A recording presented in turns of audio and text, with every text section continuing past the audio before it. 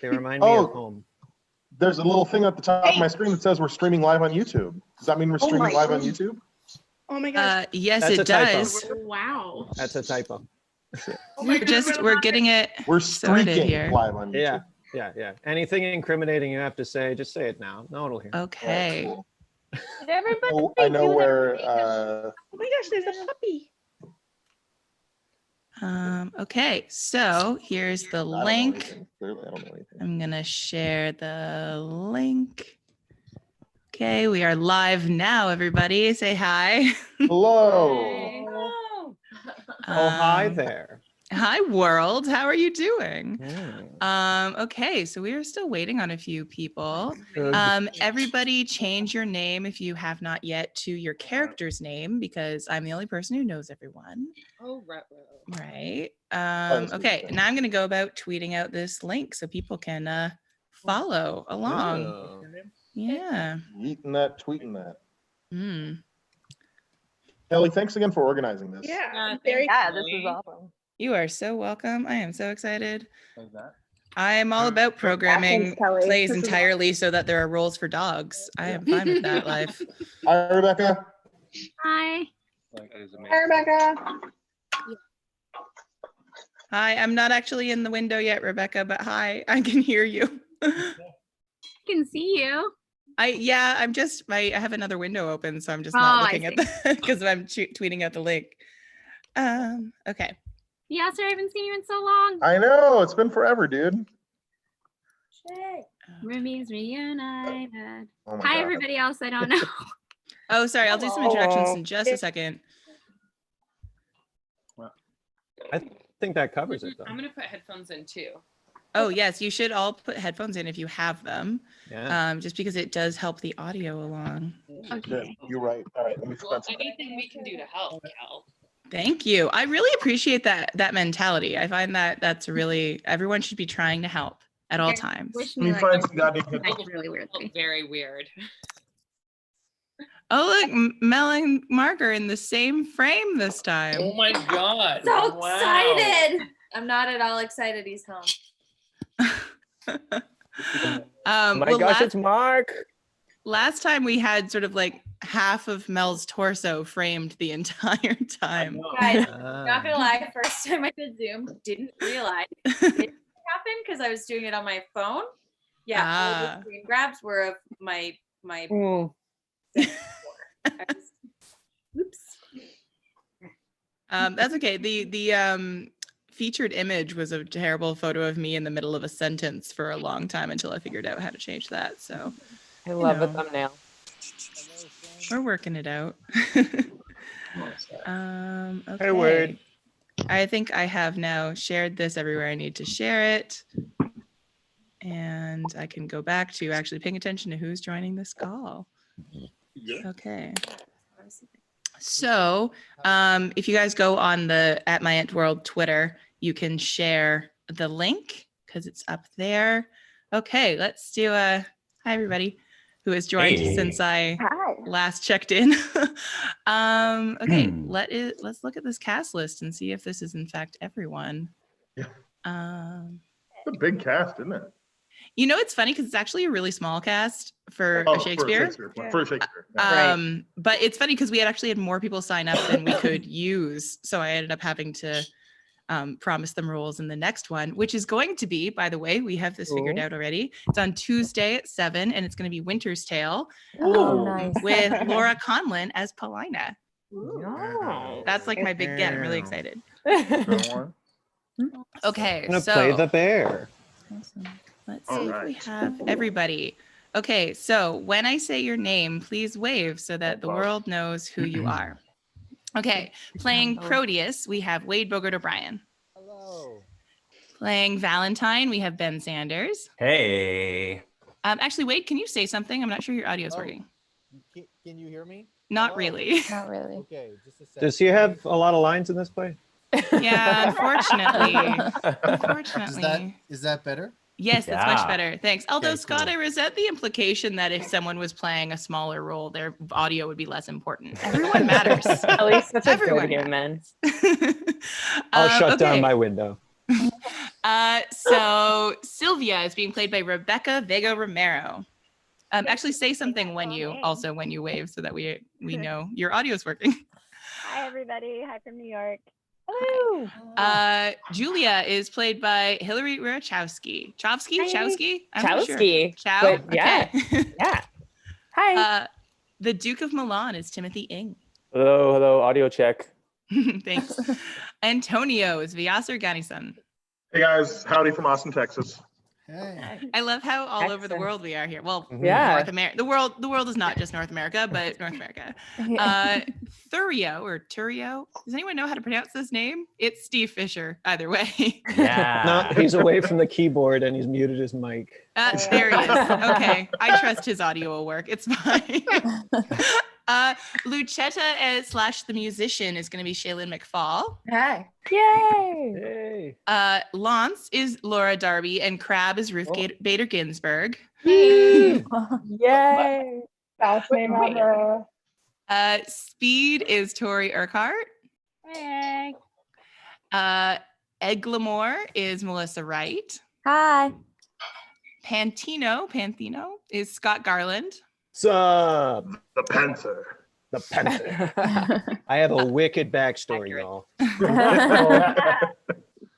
The host is played by Mark Crater. I don't know anyone's name. I'm learning. Is it Crater or Crater? Just think like the moon crater. Crater. Okay, that's good to know. I should have asked that months ago. Said the same thing on our first date. This one I know though. Outlaw number 1 is Laura Hubbard. Hello. Hello. Outlaw number 2 is Hillary Wardinger. Yes. Outlaws together. And last but not least, outlaw number 3, Miriam Bachman. Yay. All the Okay. outlaws are BU Shakespeare Outlaws. Society. I know. That makes so much sense. Yeah, I purposely made all the outlaws people who know each other because I think I'm funny. Because y'all are criminals. Smooth. Is somebody talking on the phone in the background of their? Is there some Steve was audio? on the phone. He was, but No, but my He's headphones muted. are not working for audio, so I am Yeah. gonna be the one that might have an echo. I'm sorry. How Me too. dare you? Restarting, I did everything. How dare you? If we forgive you. okay, Okay. recording. So we're gonna start and trust that Steve will come in eventually. All right, so we are starting at the top. Two Gentlemen of Verona by William Shakespeare. Act 1, Scene 1, Verona, an open place. Enter Valentine and Proteus.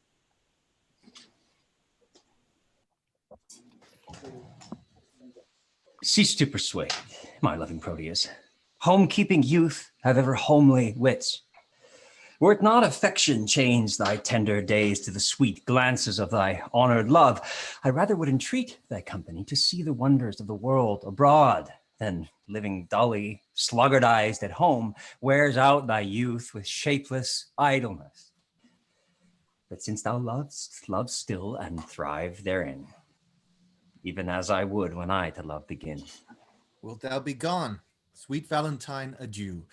Think on thine Proteus when thou happily seest some rare, noteworthy object in thy travel. Wish me partaker in thy happiness when thou dost meet good hap, and in thy danger, if ever danger do environ thee, commend thy grievance to my holy prayers, for I shall be thy beadsman, Valentine. And on a love book, pray for my success? That on some shallow story of deep love, how young Leander crossed the Hellespont. Hey, skip. Oh, I'm reading from the Riverside. Do I need to not? No, you're right. That was just my line. Oh, okay, sorry. Upon some book I love, I'll pray for thee. That's on some shallow story of deep love, how young Leander crossed the Hellespont. That's a deep story of a deeper love, for he was more than over shoes in love. 'Tis true, for you are over boots in love, and yet you never swum the Hellespont. Over the boots. Nay, give me not the boots. No, I will not, for it boots thee not. What? To be in love where scorn is bought with groans, coy looks with heart-sore sighs, one fading moment's mirth with 20 watchful, weary, tedious nights. If haply won, perhaps a hapless gain. If lost, why then a grievous labor won. However, but a folly bought with wit, or else a wit by folly vanquished. So by your circumstance, you call me fool. So by your circumstance, I fear you'll prove. 'Tis love you cavil at. I am not love. Love is your master, for he masters you. And he that is so yoked by a fool, methinks, should not be chronicled for wise. Yet writers say, as in the sweetest bud, the eating canker dwells, so eating love inhabits in the finest wits of all. And writers say, as the most forward bud is eaten by the canker ere it blow, even so, by love, the young and tender wit is turned to folly, blasting in the bud, losing his verdure even in the prime, and all the fair effects of future hopes. But wherefore waste I time to counsel thee, that art a votary to fond desire? Once more adieu. My father at the road expects my coming, there to see me shipped. And thither will I bring thee, Valentine. Sweet Proteus, no. Now let us take our leave. To Milan let me hear from thee by letters of thy success in love, and what news else betideth here in absence of thy friend. And likewise will visit thee with mine. All happiness bechance thee in Milan. As much to you at home, and so farewell. Exit.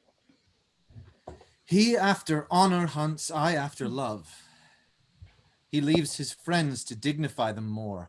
I leave myself, my friends, and all for love. Thou, Julia, thou hast metamorphosized me, made me neglect my studies, lose my time, war with good counsel, set the world at naught, made wit with musing weak, heart sick with thought. Enter Speed. Sir Proteus, save you. Saw you, my master? But now he parted hence to embark for Milan. 20 to 1, then he is shipped already, and I have played the sheep in losing him. Indeed, a sheep doth very often stray, and if the shepherd be a while away. You conclude that my master is a shepherd then, and I a sheep? I do. Why then, my horns are his horns, whether I wake or sleep. A silly answer, and fitting well a sheep. This proves me still a sheep. True, and thy master a shepherd. Nay, that I can deny by a circumstance. It shall go hard, but I'll prove it by another. The shepherd seeks the sheep, and not the sheep the shepherd. But I seek my master, and my master seeks not me. Therefore, I am no sheep. The sheep for fodder follow the shepherd. The shepherd for food follows not the sheep. Thou for wages followest thy master. Thy master for wages followest not thee. Therefore, thou art a sheep. Such another proof will make me cry, bah. But dost thou hear? Gavest thou my letter to Julia? Aye, sir. I, a lost mutton, gave your letter to her, a laced mutton, and she, a laced mutton, gave me a lost mutton, nothing for my labor. Here's too small a pasture for such a store of muttons. If the ground be o'ercharged, you were best sit her. Nay, in that you are astray, 'twere best pound you. Nay, sir, less than a pound shall serve me for carrying your letter. You mistake, I mean the pound, a pinfold. From a pound to a pin, fold it over and over. 'Tis threefold too little for carrying a letter to your lover. But what said she? I. Nod I. Why, that's naughty. You mistook, sir. I say she did nod, and you ask me if she did nod, and I say aye. And that set together is naughty. Now you have taken the pains to set it together. Take it for your pains. No, no, you shall have it for bearing the letter. Well, I perceive I must be fain to bear with you. Why, sir, how do you bear with me? Marry, sir, the letter very orderly, having nothing but the word naughty for my pains. Beshrew me, but you have a quick wit. And yet it cannot overtake your slow purse. Come, come, open the matter in brief. What said she? open your purse, that the money and the matter may be both at once delivered. Well, sir, here is for your pains. What said she?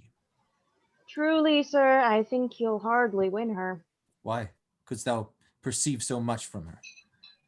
Sir, I could perceive nothing at all from her, no, not so much as a ducat for delivering your letter. And being so hard to me that brought your mind, I fear she'll prove as hard to you in telling your mind. Give her no token but stones, for she's as hard as steel. What said she? Nothing? No, not so much as take this for thy pains. To testify your bounty, I thank you. You have testerned me. In requital thereof, henceforth carry your letters yourself. And so, sir, I'll commend you to my master. Go, go, be gone to save your ship from wrack, which cannot perish, having thee aboard, being destined to a drier death on shore. Exit speed. I must go send some better messenger. I fear my Julia will not deign my lines, receiving them from such a worthless post. Exit. Scene 2, the same, Garden of Julia's house. Enter Julia and Lucetta. Say, Lucetta, now we are alone. Wouldst thou then counsel me to fall in love? I'm madam, so you stumble not heedfully. Of all the fair resort of gentlemen that every day with parley encounter me, in thy opinion, which is worthiest love? Well, please you repeat the names. I'll show you mine according to my shallow, simple skill. What thinkst thou of the fair Sir Eglamour? As of a knight, well spoken, neat and fine, but were I you, he never should be mine. What thinkst thou of the rich Mercatio? Well, of his wealth, but of himself so-so. What thinkst thou of the gentle Proteus? Lord, Lord, to see what folly reigns in us. How now? What means this passion at his name? Pardon, dear madam, 'tis a passing shame that I, unworthy body as I am, should censure thus of lonely gentlemen. Why not on Proteus as of all the rest? Then thus of many good I think him best. Your reason? I have no other, but a woman's reason. I think him so because I think him so. And wouldst thou have me cast my love on him? Aye, if you thought your love not cast away. Why, he of all the rest hath never moved me. Yet he of all the rest I think best loves ye. His little speaking shows his love but small. Fire that's closest kept burns most of all. They do not love that do not show their love. Oh, they love least that let men know their love. I would I knew his mind. Peruse this paper, madam. To Julia, say, from whom? That the contents will show. Say, who gave it thee? Valentine's page, and sent, I think, from Proteus. He would have given it to you, but I, being in the way, did in your name receive it. Pardon the fault, I pray. Now, by my goddess, now by my modesty, a goodly broker, dare you presume to harbor wanton lines, to whisper and conspire against my youth? Now, trust me, 'tis an office of great worth, and you an officer fit for the place, or else return no more into my sight. To plead for love deserves more fee than hate. Will ye be gone? That you may ruminate. Exit. And yet I would have overlooked the letter, were ashamed to call her back again, and pray her to a fault for which I chid her. What a fool is she that knows I am a maid, and would not force the letter to my view, since maids in modesty say no to that which they would have the proffer construe. Aye, fie, how wayward is this foolish love, that like a testy babe will scratch the nurse, and presently all humbled kiss the rod. How churlishly I chid Lucetta hence, when willingly I would have had her here. How angrily I taught my brow to frown, when inward joy enforced my heart to smile. My penance is to call Lucetta back, and ask remission for my folly past. What ho, Lucetta? Re-enter Lucetta. What would your ladyship? It's near dinner time? I would it were, that you might kill your stomach on your meat and not upon your maid. What is that you took up so gingerly? Nothing. Why didst thou stoop then? To take a paper up that I let fall. And is that paper nothing? Nothing concerning me. Then let it lie for those that it concerns. Madam, it will not lie where it concerns unless it have a false interpreter. Some love of yours hath writ to you in rhyme. That I might sing it, madam, to a tune. Give me a note, your ladyship can set. As little by such toys as may be possible. Best sing it to the tune of Light, O Love. It is too heavy for so light a tune. Heavy? Be like it hath some burden then? Aye, and malicious were it. Would you sing it? And why not you? I cannot reach so high. Let's see your song. How now, minion? Keep tune there still, so you will sing it out. And yet methinks I do not like this tune. You do not? No, madam, it is too sharp. You, minion, are too saucy. Nay, now you are too flat, and mar the concord with too harsh a descant. There wanteth but a mean to fill your song. The mean is drowned with your unruly bass. Indeed, I bid the bass for Proteus. This babble shall not henceforth trouble me. Here's a coil with protestation. There's the letter. Go, get you gone, and let the papers lie. You should be fingering them to anger me. She makes it strange, but she would be best pleased to be so angered with another letter. Exit. Nay, would I were so angered with the same. Oh, hateful hands to tear such loving words. Injurious wasps to feed on such sweet honey and kill the bees that yield it with your stings. I'll kiss each several paper for amends. Look, here is writ, kind Julia. Unkind Julia is in revenge of thy ingratitude. I throw thy name against the bruising stones, trampling contemptuously on thy disdain. And here is writ. Oh no, I lost my page. Sorry. I throw my name against the bruising stones, trampling contemptuously on thy disdain. And here is writ, love wounded Proteus, poor wounded name, my bosom as a bed shall lodge thee till thy wound be thoroughly healed, and thus I search it with a sovereign kiss. But twice or thrice was Proteus written down. Be calm, good wind, blow not a word away till I have found each letter in the letter, except mine own name, that some whirlwind bear unto a ragged, fearful hanging rock, and throw it thence into the raging sea. Lo, here in one line is his name twice writ. Poor forlorn Proteus, passionate Proteus to the sweet Julia, that I'll tear away, and yet I will not. So prettily he couples it to his complaining names. Thus I will fold them one on another. Now kiss, embrace, contend, do what you will. Re-enter Lucetta. Madam, dinner is ready and your father stays. Well, let us go. What, shall these papers lie like telltales here? If you respect them, best to take them up. Nay, I was taken up for laying them down. Yet here they shall not lie for catching cold. I see you have a month's mind to them. Hi, madam. You may say what sights you see. I see things too. Although you judge, I wink. Come, will please you go. Exit. Scene 3, the same, Antonio's house. Enter Antonio and Pentino. Okay. Okay. Tell me, Pantino, what sad talk was that wherewith my brother held you in the cloister? 'Twas of his nephew Proteus, your son. Why? What of him?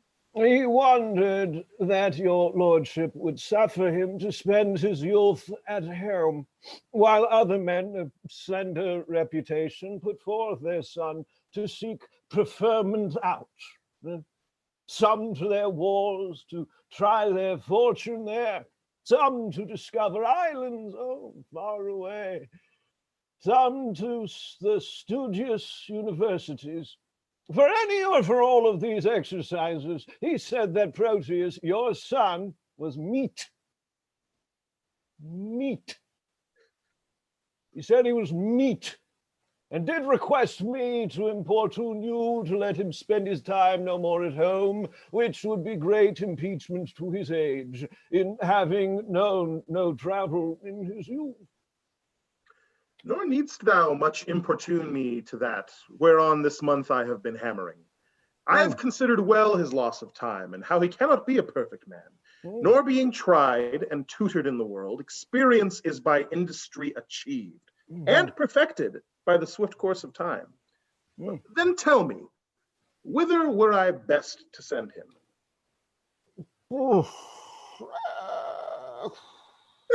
I think your lordship is not ignorant how his companion, youthful Valentine, attends the emperor in his royal court. I know it well. And 'twere good, I think, your lordship send him thither. There shall he practice tilts and tournaments, hear sweet discourse, converse with noblemen, and be an eye of every exercise worthy his youth and noble birth. I like thy counsel. Yeah, good. Well hast thou advised. And that thou mayst perceive how well I like it, the execution of it shall make known. Even with the speediest expedition, I will dispatch him to the emperor's court. Tomorrow may it please you, Don Alfonso, with other gentlemen of good esteem, are journeying to salute the emperor and to commend their service to his will. Good company. With them shall Proteus go, and in good time. Now we will break with him. Enter Proteus. Sweet love, sweet lines, sweet life. Here is her hand, the agent of her heart. Here is her oath for love, her honor's pawn. Oh, that our fathers would applaud our loves to seal our happiness with their consents. Oh, heavenly Julia. How now? What letter are you reading there? May it please your lordship, 'tis a word or two of commendation sent from Valentine, delivered by a friend that came from him. Lend me the letter. Let me see what news.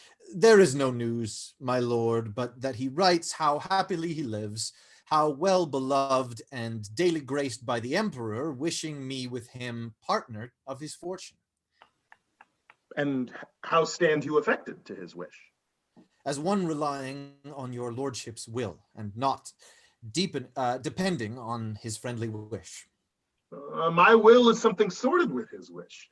Muse not that I thus suddenly proceed, for what I will, and there an end. I am resolved that thou shalt spend some time with Valentinus in the emperor's court.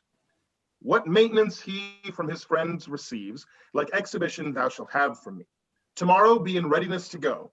Excuse it not, for I am peremptory. My lord, I cannot be so soon provided. Please you deliberate a day or two. Well, look, what thou wantst shall be sent after thee. No more of stay. Tomorrow thou must go. Come, Pantino. You shall be employed to hasten his expedition.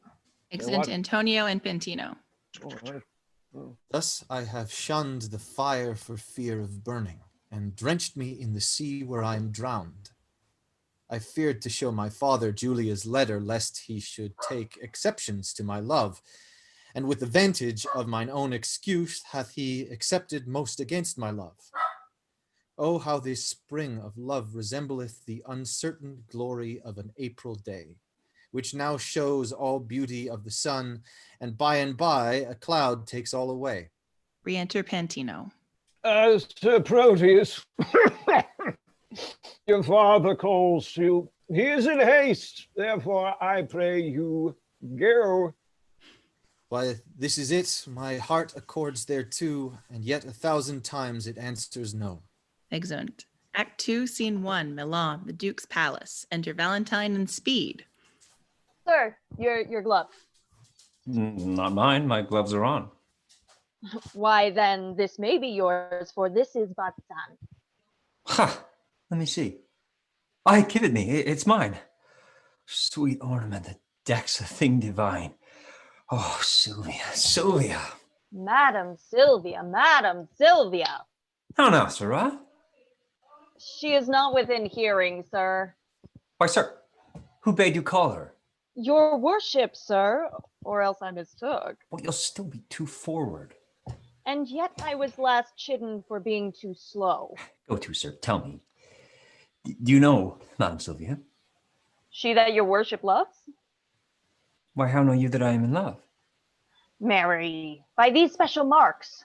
First, you have learned, like Sir Proteus, to wreathe your arms like a malcontent, to relish a love song like a robin redbreast, to walk alone like one that had the pestilence, to sigh like a schoolboy that had lost his ABC, to weep like a young wench that had buried her grandam, to fast like one that takes diet, to watch like one that fears robbing, to speak puling like a beggar at Hallow Mass. You were wont, when you laughed, to crow like a cock. When you walked, to walk like one of the lions. When you fasted, it was presently after dinner. When you looked sadly, it was for want of money. And now you are metamorphosed with a mistress that, when I look on you, I can hardly think you my master. Are all these things perceived in me? They are all perceived without ye. Without me, they cannot. Without you? Nay, that's certain. For without you were so simple, none else would. But you are so without these follies, that these follies are within you and shine through you like the water in a urinal, that not an eye that sees you, but is a physician to comment on your malady. But tell me, dost thou know my lady Sylvia? She that you gaze on so as she sits at supper? Hast thou observed that?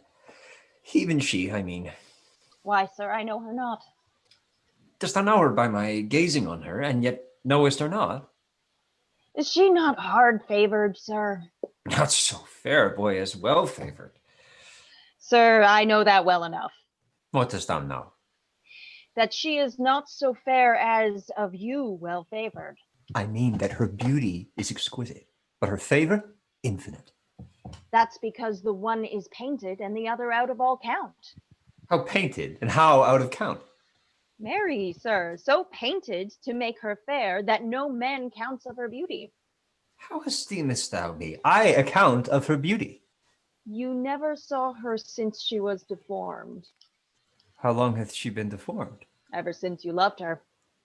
I have loved her ever since I saw her, and still I see her beautiful. If you love her, you cannot see her. Why? Because love is blind. Oh, that you had mine eyes, or your own eyes had the lights they were wont to have when you chid at Sir Proteus for going ungartered. What should I see then? Your own present folly and her passing deformity. For he, being in love, could not see to garter his hose, and you, being in love, cannot see to put on your hose. Belike, boy, then, you are in love, for last morning you could not see to wipe my boots. True, sir. I was in love with my bed. I thank you, you swinged me for my love, which makes me the bolder to chide you for yours. In conclusion, I stand affected to her. I would you were set, so your affection would cease. Last night, she enjoined me to write some lines to one she loves. And have you? I have. Are they not lamely writ? No, boy, but as well as I can do them. Peace! Here she comes. Oh, excellent motion. Oh, exceeding puppet. Now will he interpret to her. Enter Sylvia. Madam and mistress, 1,000 good morals. Oh, give ye good even. Here's a million of manners. Sir Valentine and servant to you 2,000. He should give her interest, and she gives it him. As you enjoin me, I have writ your letter unto the secret nameless friend of yours, which I was much unwilling to proceed in, but for my duty to your ladyship. I thank you, gentle servant. 'Tis very clerkly done. Now, trust me, madam, it came hardly off. For being ignorant to whom it goes, I writ at random, very doubtfully. Perchance you think too much of so much pains. No, madam, so instead I will write Please, you command 1,000 times as much. And yet, A pretty period. Well, I guess the sequel. And yet I will not name it. And yet I care not. And yet take this again. And yet I thank you, meaning henceforth to trouble you no more. And yet you will. And yet another yet. what means your ladyship? Do you not like it? Yes, yes, the lines are very quaintly writ, but since unwillingly, take them again. Nay, take them. Madam, they're for you. Aye, you writ them, sir, at my request, but I will none of them. They are for you. I would have had them writ more movingly. Please you, I'll write your ladyship another. And when it's writ, for my sake, read it over. And if it please you, so. If not, why so? If it please me, madam, what then? Why, if it please you, take it for your labor. And so good morrow, servant. Oh, just unseen, inscrutable, invisible as a nose on a man's face, or a weathercock on a steeple, my master sues to her, and she hath taught her suitor, he being her pupil, to become her tutor. Oh, excellent device! Was there ever heard a better, that my master, being scribe to himself, should write the letter? Oh, now, sir, what are you reasoning with yourself? Nay, I was rhyming. 'Tis you that have the reason. To do what? To be a spokesman for Madame Sylvia. To whom? To yourself. Why, she woos you by a figure. What figure? By a letter, I should say. Well, she hath not writ to me. What needs she when she hath made you write to yourself? Why do you not perceive the jest? No, believe me. No believing you indeed, sir. But did you perceive her earnest? She gave me none except an angry word. Why, she hath given you a letter. That's the letter I writ to her friend. And that letter hath she delivered, and there an end. I would it were no worse. I'll warrant you 'tis as well. For often have you writ to her, and she in modesty, or else for want of idle time, could not gain reply. For fearing else some messenger that might her mind discover, herself hath taught her love himself to write unto her lover. All this I speak in print, for print I found it. Why muse you, sir? 'Tis dinner time. I have dined. Aye, but hearken, sir. Though the chameleon love can feed on the air, I am one that am nourished by my victuals, and would fain have meat. Oh, be not like your mistress. Be moved. Be moved. Exeunt. Scene 2, Verona, Julia's house. Enter Proteus and Julia. Have patience, gentle Julia. I must, where is no remedy. When possibly I can, I will return. If you turn not, you will return the sooner. Keep this remembrance for thy Julia's sake. Giving a ring. Why then we'll make exchange. Here, take you this. And seal the bargain with a holy kiss. Here is my hand for my true constancy. And when that hour o'erslips me in the day wherein I sigh not Julia for thy sake, the next ensuing hour some foul mischance torment me for my love's forgetfulness.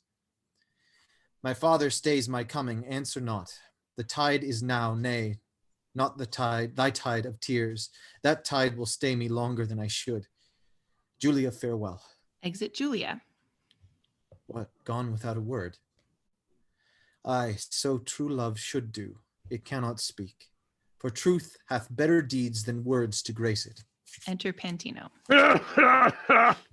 Sir Proteus, you are stayed for. Go, I come. Alas, this parting strikes poor lovers dumb. Exeunt. All right. Scene 3, the same, a street. Enter Launce, leading a dog. Nay, twill be this hour ere I have done weeping. All the kind of lances have this very fault. I have received my proportion, and like the prodigious son, am going with Sir Proteus to the Imperial's court. I think Crab, my dog, be the sourest natured dog that lives. My mother weeping, my father wailing, my sister crying, our maid howling, our cat wringing her hands, and all our house in a great perplexity. Yet did not this cruel-hearted cur shed one tear. He is a stone, a very pebble stone, and has no pity in him than a dog. A Jew would have wept to see our parting. Why, my grandmam, having no eyes, look you, wept herself blind at my parting. Nay, I'll show you the matter. This shoe is my father. No. This left shoe is my father. No, this left shoe is my mother. Nay, that cannot be so either. Oh, yes, it is so, It hath the worser soul. This shoe with the hole in it is my mother, and this my father, a vengeance on it. There 'tis. Now, sit. This staff is my sister. Look you, she is as white as a lily and as small as a wand. This hat is our Nan, our maid, and I am the dog. No, the dog is himself, and I am the dog. Oh, the dog is me, and I am myself. Aye, it is so. Now come I to my father. Father, your blessing. Now should not the shoe speak a word for weeping. Now should I kiss my father. Well, he weeps on. Now come I to my mother. Oh, that she could speak now like a wood woman. Well, I kiss her. Well, there 'tis. Here's my mother's breath up and down. Now come I to my sister. Mark the moan she makes. Now the dog, all this while, sheds not a tear, nor speaks a word. But see how I lay the dust with my tears. Enter Pantino. Oh, Lance, away, aboard. Thy master is shipped, and thou art to post afterward with all his... What's the matter? Why weepest thou, man? Away, ass! You'll lose the tide if you tarry any longer. It is no matter if the tide were lost, for it is the unkindest tide that ever a man any tide. What's the unkindest tide? Why, he that's tied here, Crab, my dog. Oh, don't tut, man! I meant thou lose the flood, and in losing the flood, lose thy voyage. And in losing thy voyage, lose thy master. And in losing thy master, lose thy service. And in losing thy service, Why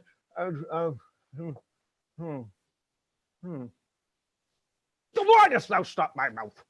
For fear thou shouldst lose thy tongue. Where should I lose my tongue? In thy tail. In thy tail? Lose the tide and the voyage, and the master and the service and the tide. Why, man, if the river were dry, I am able to fill it with my tears. And if the wind were down, I could drive the boat with my sighs. Come away, man. I was sent to call thee. Sir, call me what thou darest. Wilt thou go? Well, I will go. Exit. That's so fucking hard. Scene 4, Milan, the Duke's Palace. Enter Sylvia, Valentine, Turio, and Speed. Servant. Mistress? Master, Sir Thurio frowns on you. Aye, boy, it's for love. Not of you. Of my mistress, then. We're good you knocked him. Exit. Servant, you are sad. Indeed, madam, I seem so. Seem that you are not? Haply I do. So do counterfeits. So do you. What seem I that I am not? Wise. What instance of the contrary? Your folly. And how quote you my folly? I quoted in your jerkin. My jerkin is a doublet. Well, then I'll double your folly. How? What, angry, Sir Thurio? Do you change color? Give him leave, madam. He is a kind of chameleon. That hath more mind to feed on your blood than live in your air. You have said, sir. Aye, sir, and done too, for this time. I know it well, sir. You always end ere you begin. A fine volley of words, gentlemen, and quickly shot off. 'Tis indeed, madam. We thank the giver. Who is that, servant? Yourself, sweet lady, for you gave the fire. Sir Thurio borrows his wit from your ladyship's looks, and spends what he borrows kindly in your company. Sir, if you spend word for word with me, I shall make your wit bankrupt. I know it well, sir. You have an exchequer of words, and I think no other treasure to give your followers, for it appears by their bare liveries that they live by your bare words. No more, gentlemen, no more. Here comes my father. Enter Duke. Now, daughter Sylvia, you are hard beset. Sir Valentine, your father's in good health. What say you to a letter from your friends of much good news? My lord, I will be thankful to any happy messenger from thence. Know ye Don Antonio, your countryman? Aye, my good lord. I know the gentleman to be of worth and worthy estimation, and not without desert so well reputed. Hath he not a son? Aye, my good lord. A son that well deserves the honor and regard of such a father. You know him well? I know him as myself, for from our infancy we have conversed and spent our hours together. And though myself have been an idle truant, omitting the sweet benefit of time to clothe mine age with angel-like perfection, yet hath Sir Proteus, for that's his name, made use and fair advantage of his days. His years but young, but his experience old. His head unmellowed, but his judgment ripe. And in a word, for far behind his worth comes all the praises that I now bestow. He is complete in feature and in mind, with all good grace to grace a gentleman. Beshrew me, sir. But if he make this good, he is a worthy for an empress's love as me to be an emperor's counselor. Well, sir, this gentleman is come to me with commendation from great potentates, and here he means to spend his time a while. I think 'tis no unwelcome news to you. Should I have wished a thing, it had been he. Welcome him then according to his worth. Sylvia, I speak to you, and you, Sir Thurio, for Valentine, I need not cite him to it. I will send him hither to you presently. Exit. This is the gentleman I told your ladyship had come along with me, but that his mistress did hold his eyes locked in her crystal looks. Belike that now she hath enfranchised them upon some other pawn for fealty. Nay, sure, I think she holds them prisoners still. Nay, then he should be blind, and being blind, how could he seek his way out to seek you?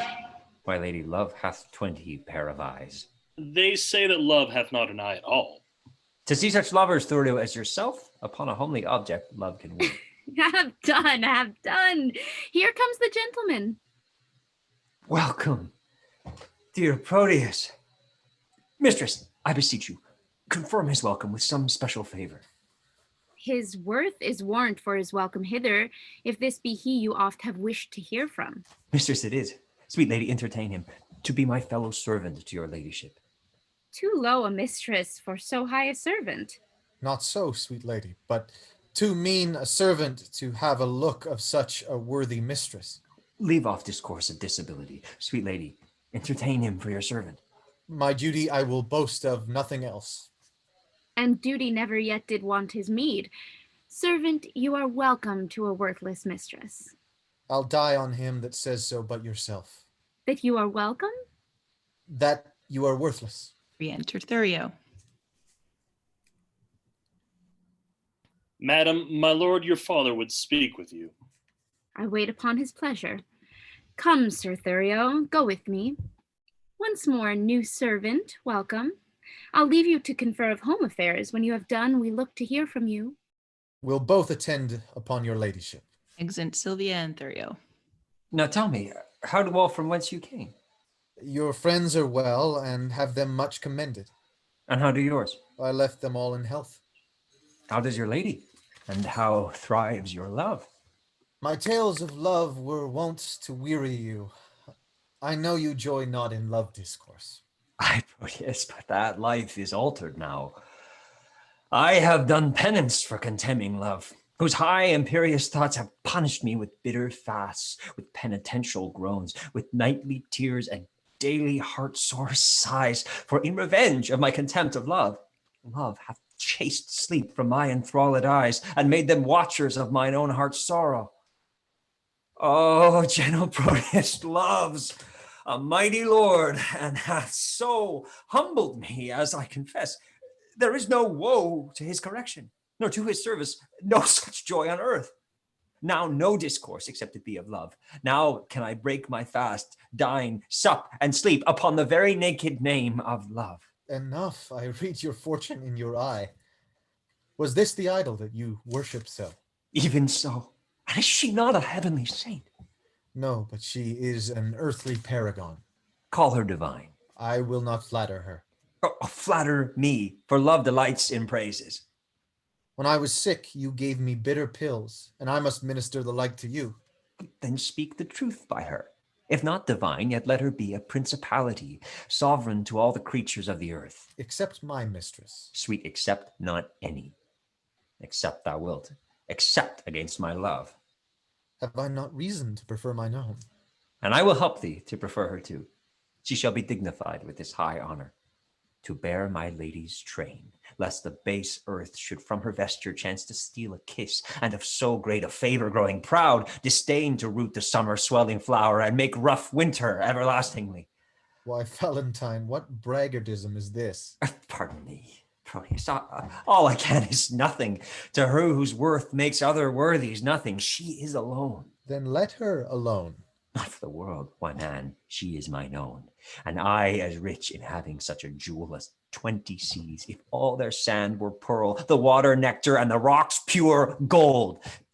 Forgive me that I do not dream on thee, because thou seest me dote upon my love. My foolish rival, that her father likes, only for his possessions are so huge, is gone with her along, and I must after, for love, thou knowest, is full of jealousy. But she loves you. Aye. And we are betrothed, nay, more, our marriage hour, with all the cunning manner of our flight determined of. Now I must climb her window, the ladder made of cords, and all the means plotted and agreed on for my happiness. Good Proteus, go with me to my chamber, in these affairs to aid me with thy counsel. Go on before, I shall inquire you forth. I must unto the road to disembark some necessities that I needs must use, and then I'll presently attend to you. We make haste.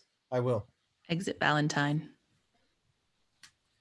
Even as one heat another heat expels, or as one nail by strength drives out another, so the remembrance of my former love is by a newer object quite forgotten.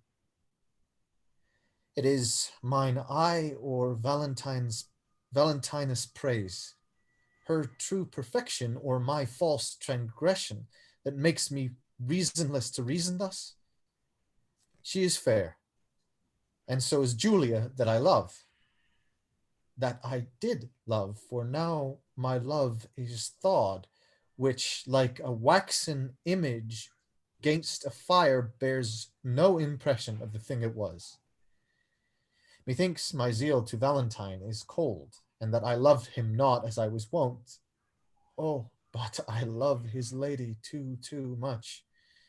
And that's the reason I love him so little. How shall I dote on her with more advice, that thus without advice begin to love her? 'Tis but her picture I have yet beheld, and that hath dazzled my reason's light. But when I look on her perfections, there is no reason but I shall be blind. If I can check my erring love, I will. If not, to compass her, I'll use my skill. Exit. Scene 5, the same, a street. Enter Speed and Launce severally. Launce, by mine honesty, welcome to Milan. Forswear not thyself, sweet youth, for I am not welcome. I reckon this always, that a man is never undone till he be hanged, nor never welcome to a place till some certain shot be paid, and the hostess say, welcome.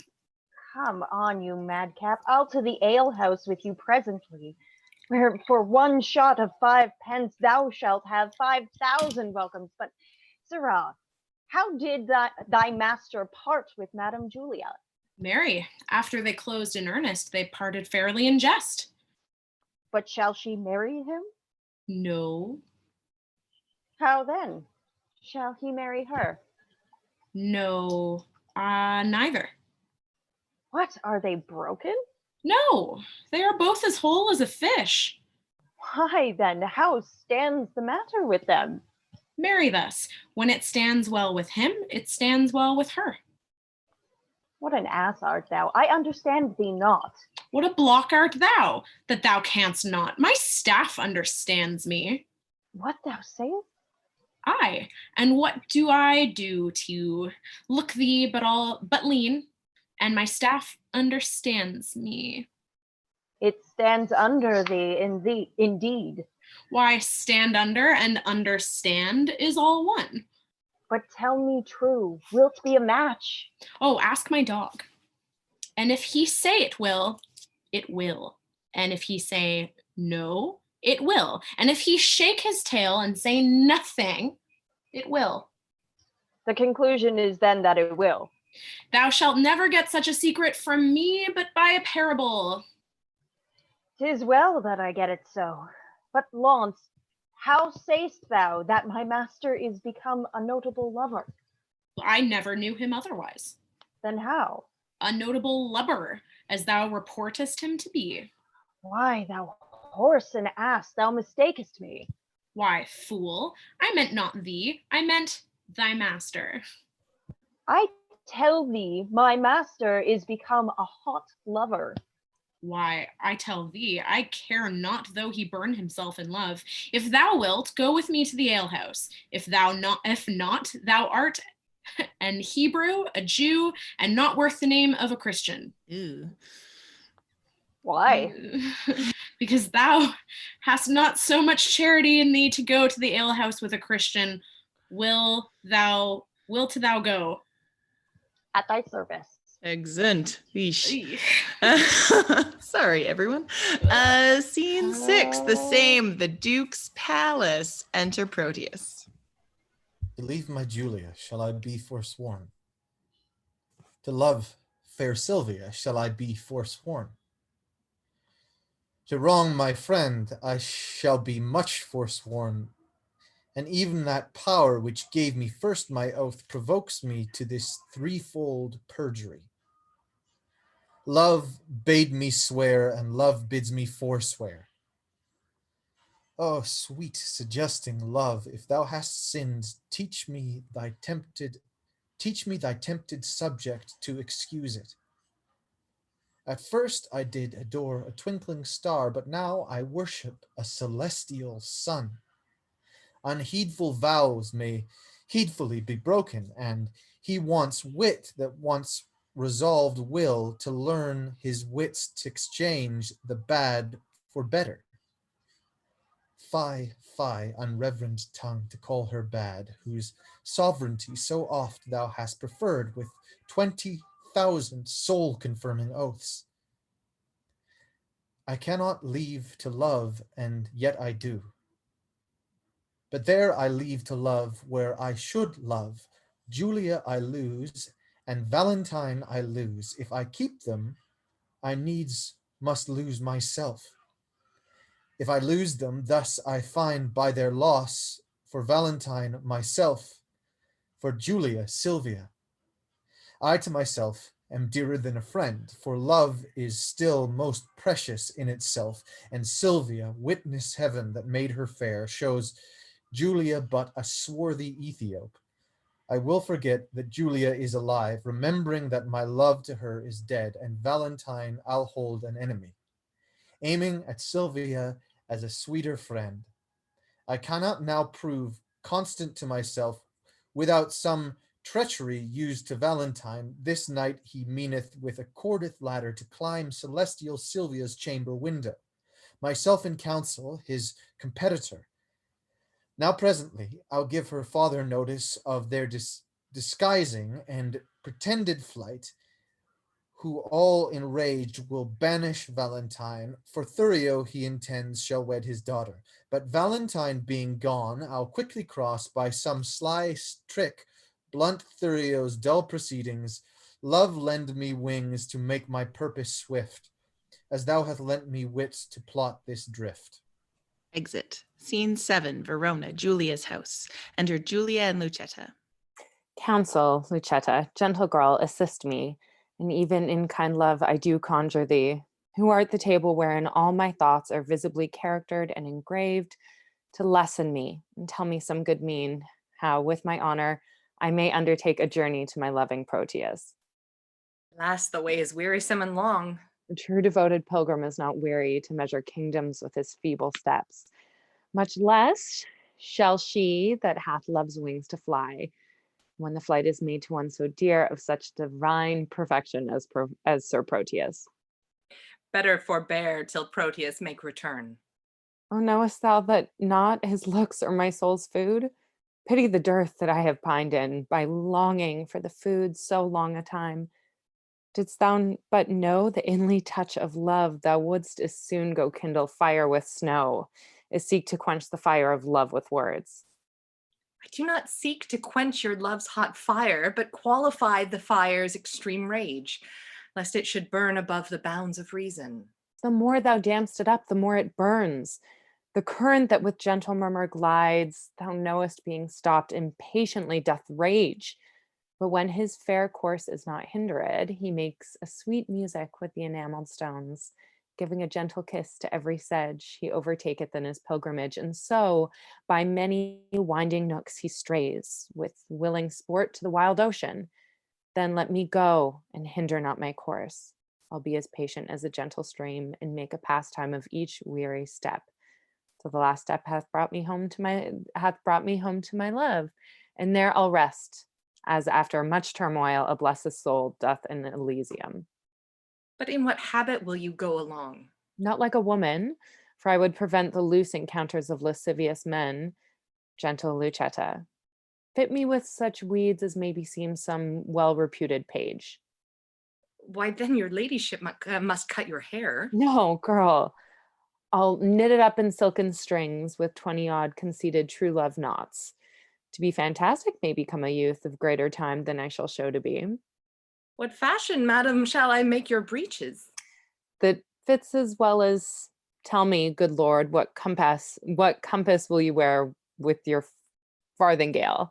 Why, even what fashion thou best likest, Lucetta?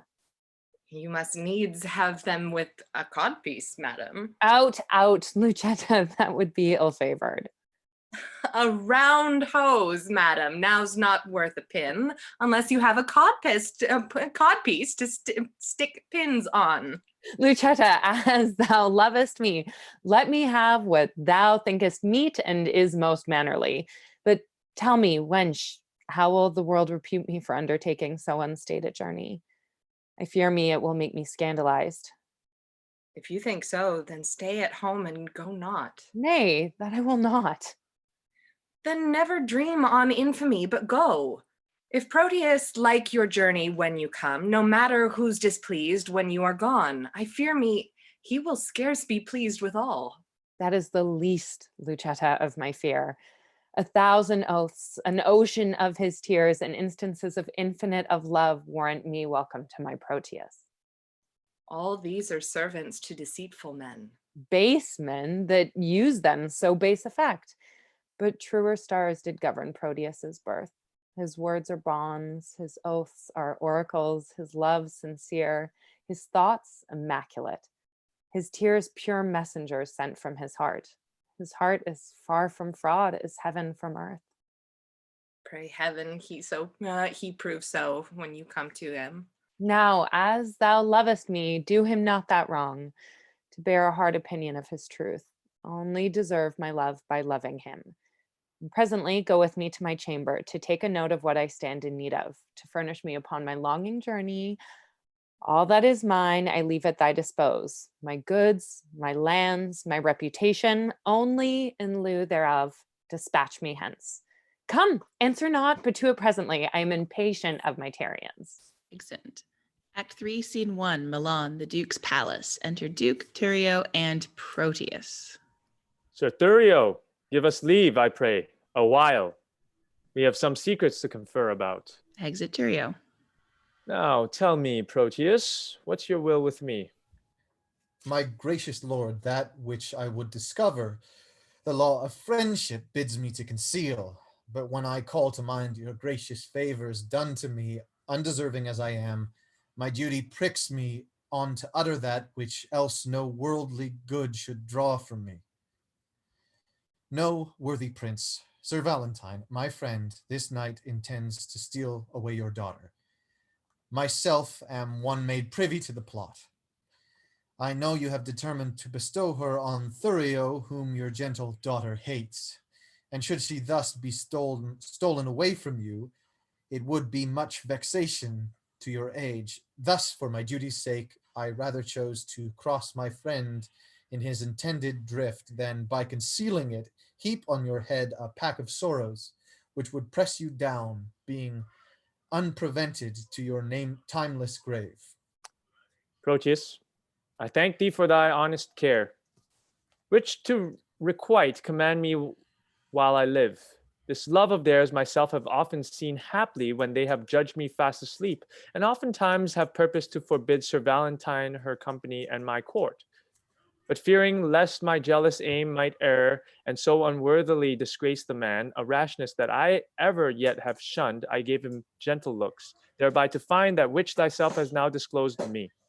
And that thou mayst perceive my fear of this, knowing that tender youth is soon suggested, I nightly lodge her in her upper tower, the key whereof myself have ever kept, and thence she cannot be conveyed away.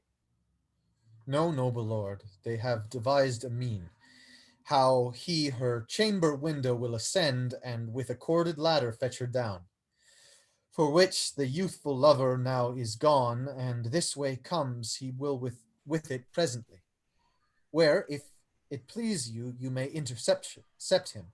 But good my lord, do so cunningly, that my discovery be not aimed at, for love of you, not hate unto my friend, hath made me publisher of this pretense. Upon mine honor, he shall never know that I had any light from thee of this. Adieu, my lord, Sir Valentine is coming. Exit. Enter Valentine. Sir Valentine, whither away so fast? Please it, your grace. There is a messenger that stays to bear my letters to my friends, and I'm going to deliver them.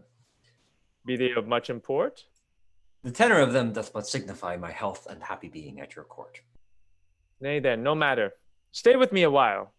I am to break with thee of some affairs that touch me near, wherein thou must be secret. 'Tis not unknown to thee that I have sought to match my friend Sir Thurio to my daughter. I know it well, my lord, and sure the match were rich and honorable. Besides, the gentleman is full of virtue, bounty, worth, and qualities beseeming such a wife as your fair daughter. Cannot your grace win her to fancy him? No, trust me. She is peevish, sullen, forward, proud, disobedient, stubborn, lacking duty.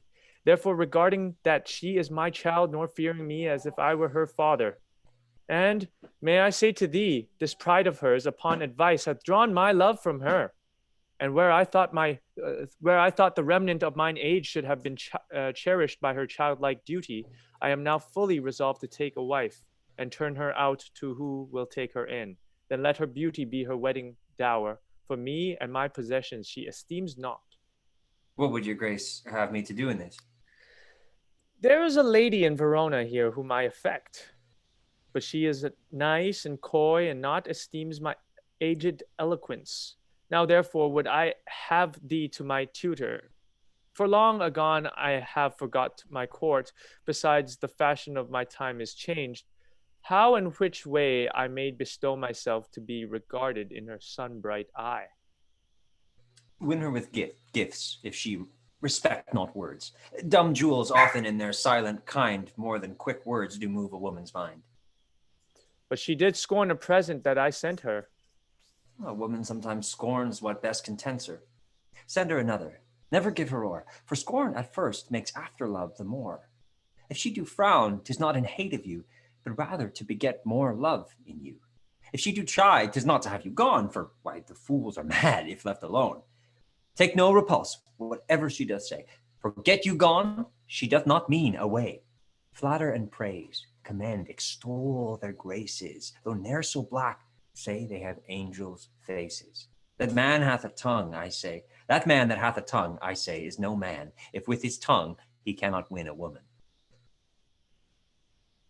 But she, I mean, is promised by her friends unto a youthful gentleman of worth, and kept severely from resort of men, that no man hath access to by day to her. Why, then I would resort to her by night. Aye, but the doors be locked and keys kept safe, that no man hath recourse to her by night. What lets but one man enter at her window? Her chamber is aloft, far from the ground, and built so shelving that one cannot climb it without apparent hazard of his life. Why, then a ladder, quaintly made of cords, to cast up with a pair of anchoring hooks, would serve to scale another hero's tower, so bold Leander would adventure it. Now, as thou art a gentleman of blood, advise me where I may have such a ladder. Well, when would you use it? Pray, sir, tell me that. This very night. For love is like a child that longs for everything that he can come by. By 7 o'clock, I'll get you such a ladder. But hark thee, I will go for her alone. How shall I best convey the ladder thither? It will be light, my lord, that you may bear it under a cloak that is of any length. A cloak as long as thine will serve the turn? Aye, my good lord. Then let me see thy cloak. I'll get me one of such another length. Right, any cloak will serve the turn, my lord. How shall I fashion me to wear a cloak? I pray thee, let me feel thy cloak upon me. What letter is this same? What's here? To Sylvia. And here an engine fit for my proceeding. I'll be so bold to break the seal for once. Reads. My thoughts do harbor with my Sylvia nightly, and slaves they are to me that send them flying. Oh, could their master come so as lightly himself would lodge their senseless they are lying. My herald thoughts in thy pure bosom rest them, while I, their king, that thither them importune, do curse the grace that with such grace hath blessed them. Because myself do want my servants' fortune, I curse myself, for they are sent by me, that they would harbor where their lord would be. What's there? Sylvia, this night I will enfranchise thee. 'Tis so, and there's the ladder for the purpose. Why, Phaeton, for thou art Merip's son, wilt thou aspire to guide the heavenly car, and with thy daring folly burn the world? Wilt thou reach stars because they shine on thee? Go, base intruder, overweening slave, bestow thy fawning smiles on equal mates, and think my patience more than thy desert. Desert is privilege for thy departure hence. Thank me for this more than for all favors which all too much I have bestowed on thee. But if thou linger in my territories longer than swiftest expedition will give thee time to leave our royal court, by heaven, my wrath shall far exceed the love I ever bore my daughter or thyself. Be gone! I will not hear thy vain excuse, but as thou lovest thy life, make speed from hence. Exit. And why not death rather than living torment? To die is to be banished from myself. And Sylvia is myself. Banished from her is self from self, a deadly banishment. What light is light if Sylvia be not seen? What joy is joy if Sylvia be not by? Unless it be to think that she is by and feed upon the shadow of perfection. Except I be by Sylvia in the night, there is no music in the nightingale. Unless I look on Sylvia in the day, there is no day for me to look upon. She is my essence, and I leave to be, if I be not by her fair influence fostered, illumined, cherished, kept alive. I fly not death to fly his deadly doom. Tarry I here, I but attend on death. But fly I hence, I fly away from life. Enter Proteus and Launce. Run, boy, run, run, and seek him out. So ho, so ho! What seest thou? Him we go to find. There's not a hair on's head, but 'tis a Valentine. Valentine? No. Who then, his spirit? Neither. What then? Nothing. Can nothing speak? Master, shall I strike? Who wouldst thou strike? Nothing. Villain, forbear. Why, sir, I'll strike nothing, I pray you. Sirrah, I say, forbear. Friend Valentine, a word. My ears are stopped and cannot hear good news. So much of bad already hath possessed them. Then in dumb silence I will bury mine, for they are harsh, untunable, and bad. Is Sylvia dead? No, Valentine. No Valentine indeed, for sacred Sylvia. Hath she forsworn me? No, Valentine. No Valentine, if Sylvia have forsworn me. What is your news? Sir, there is a proclamation that you are vanished. That thou art banished. Oh, that's the news from hence, from Sylvia, and from me, thy friend. Oh, I have fed upon this woe already, and now excess of it will make me surfeit. Does Sylvia know that I am banished yet? Aye, and she hath offered to the doom which unreserved stands in effectual force, a sea of melting pearl which some call tears. Those at her father's churlish feet she tendered with them upon her knees, her humble self, wringing her hands, whose witness so became them, as if but now they waxed pale for woe. But neither bended knees, pure hands held up, sad sighs, deep groans, nor silver shedding tears could penetrate her uncompassionate sire. But Valentine, if he be ta'en, must die. Besides, her intercession chafed him so, when she for thy repeal was supplicant, that to close prison he commanded her with many bitter threats of biding there. No more, unless the next word that thou speakst have some malignant power upon my life. If so, I pray thee, breathe it in mine ear, and as ending anthem of my endless dolor. Cease to lament for that thou canst help, and study help for that which thou lamentst. Time is the nurse and breeder of all good. Here if thou stay, thou canst not see thy love. Besides, thy staying will abridge thy life. Hope is a lover's staff. Walk hence with that, and manage it against despairing thoughts. Thy letters may be here, though thou art hence, which, being writ to me, shall be delivered, even in the milk-white bosom of thy love. The time now serves not to expostulate. Come, I'll convey thee through the city gate, and ere I part with thee, confer a large of all that may concern thy love affairs. As thou lovest Sylvia, though not for thyself, regard thy danger, and along with me. I pray thee, Lance, and if thou seest my boy, bid him make haste and meet me at the north gate. Go, Sirrah, find him out. Come, Valentine. Oh, my dear Sylvia, hapless Valentine. Exeunt Valentine and Proteus. But a fool, look you, and yet I have the wit to think my master is a kind of a knave. But that's all one, if he be but one knave. He lives not now that knows me to be in love, yet I am in love. But a team of horse shall not pluck that from me, nor who 'tis I love. And yet 'tis a woman, but what woman? I will not tell myself. And yet 'tis a milkmaid, yet 'tis not a maid, for she hath had gossips, yet 'tis a maid, for she is her master's maid, and serves for her wages. She hath more qualities than a water spaniel, which is much in a bare Christian. Pulling out a paper. Here is the catalogue of her condition. Impriments. She can fetch and carry. Why, a horse can do no more. Nay, a horse cannot fetch, but only carry. Therefore, she is better than a jade. Item, she can milk. Look you, a sweet virtue in a maid with clean hands. Enter Speed. How now, Signor Lance? What news with your mastership? With my master's ship? Why, it is at sea. Well, your old vice still. Mistake the word. What news then in your paper? The blackest news that thou ever heardst. Why, men, how black? Why, as black as ink. Let me read them. Fie on thee, jolt head, thou canst not read. Thou liest, I can. Well, I will try thee. Tell me this, Who begot thee?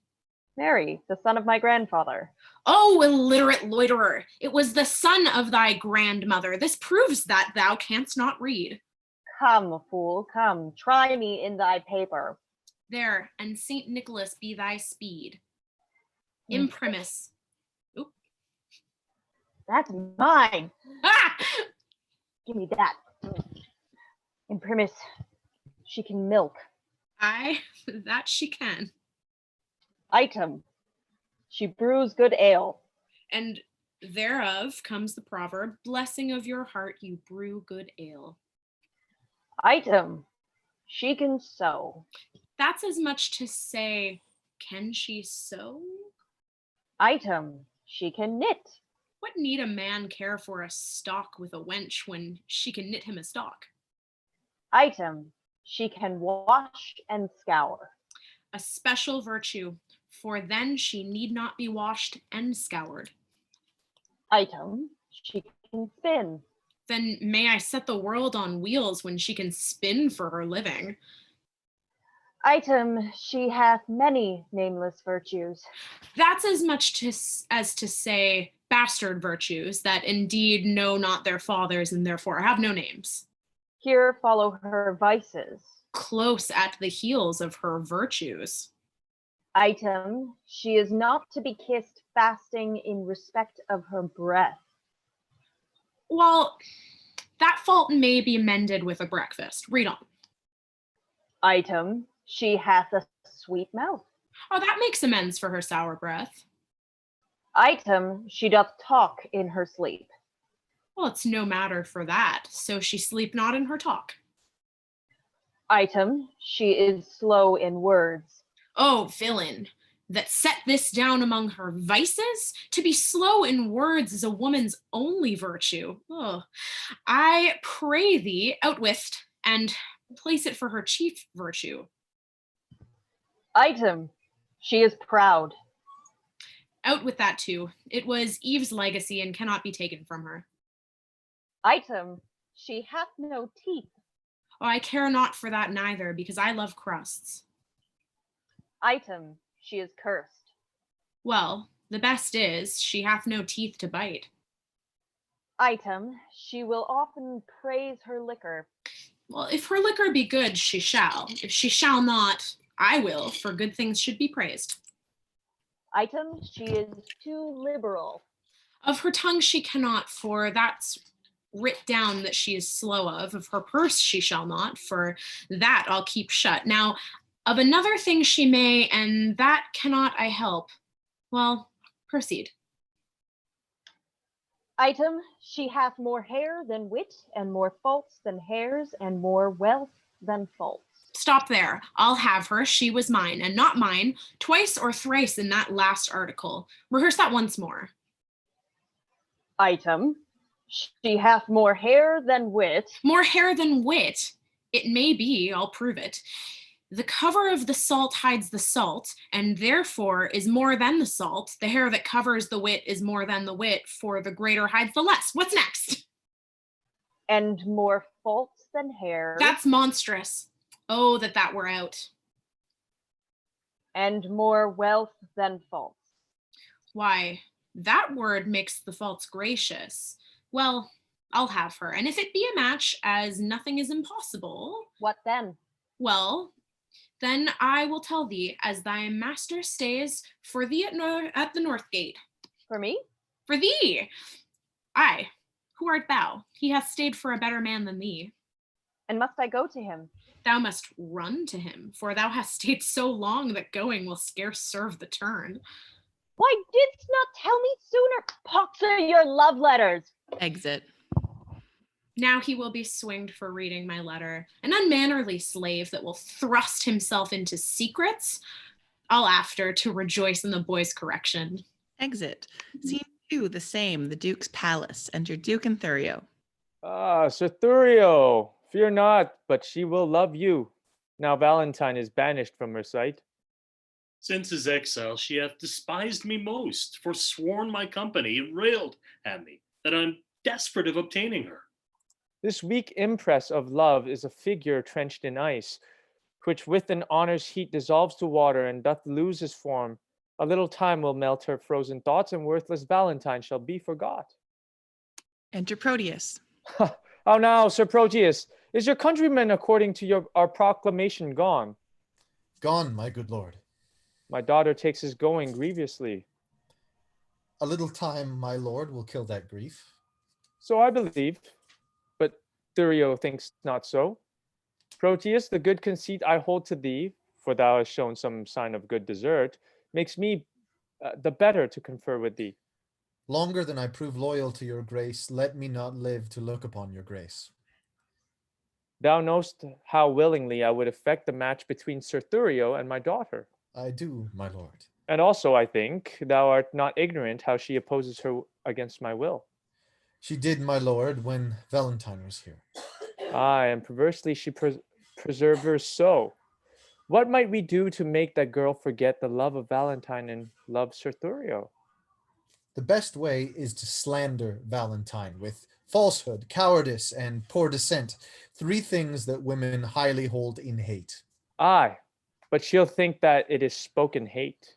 Aye, if his enemy deliver it. Therefore it must with circumstance be spoken by one whom she esteemeth as his friend. Then you must undertake to slander him. And that, my lord, I shall be loath to do. 'Tis an ill office for a gentleman, especially against his very friend. Where your good word cannot advantage him, your slander never can endamage him.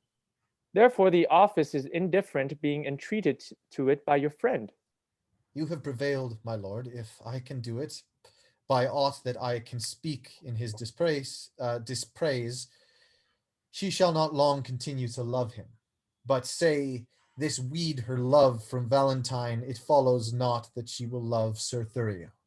Therefore, as you unwind her love from him, lest it should ravel and be good to none, you must provide to bottom it on me, which must be done by praising me as much as you in worth disparate Sir Valentine. And, Proteus, we dare trust you and his kind, because we know on Valentine's report you are already love's firm votary, and cannot soon revolt and change your mind. Upon this warrant shall you have access where you with Sylvia may confer at large, for she is lumpish, heavy, melancholy, and for your friend's sake will be glad of you, where you may temper her by your persuasion to hate young Valentine and love my friend.